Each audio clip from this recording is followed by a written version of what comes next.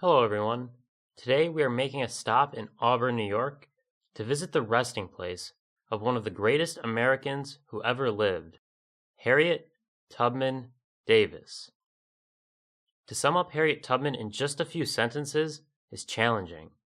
She escaped slavery when she was in her 20s, dedicating the rest of her life to freeing slaves, advocating for women's rights, and the rights of African Americans.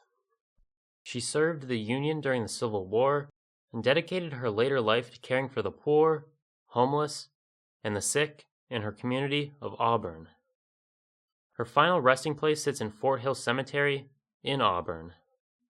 To find her grave, enter Fort Hill from Fitch Road. When you arrive, there'll be a sign directing you, as well as handout maps you can follow.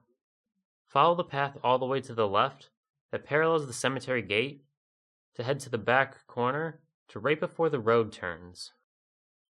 Her grave is nestled under a large tree, with her headstone between two bushes, marking a peaceful resting spot for one of the most important figures of 19th century America. She didn't have any biological children, but buried near her are a couple of her family members.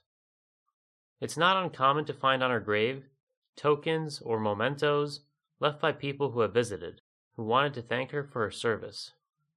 She has an American flag next to her grave because of her service to the Union during the Civil War. She served in the Union Army as a scout, spy, and nurse. During her service on the Underground Railroad, she helped free more than 700 enslaved people.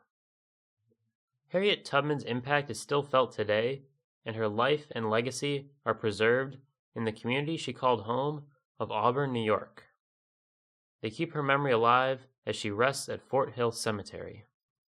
There are many other figures from American history who are buried at Fort Hill, including former Secretary of State William Seward and members of his family. If you're passing near Auburn, consider stopping at Fort Hill and paying the resting places of these historic figures a visit. None bigger in this community than that of Harriet Tubman Davis, as she was known in Auburn. Thank you for watching, and I'll see you in the next one.